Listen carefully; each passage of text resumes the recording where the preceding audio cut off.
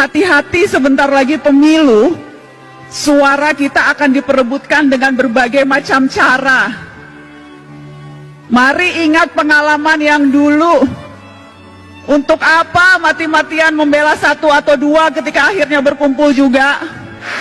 Buat apa musuh-musuhan sampai seolah-olah dunia akan berhenti kalau ternyata yang kalah bergabung dengan yang menang atas nama demi bangsa?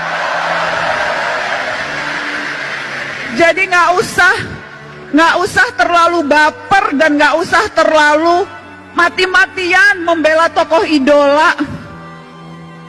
Karena sekali lagi, hitung-hitungan mereka terkadang bukan kita, hitung-hitungannya untung rugi.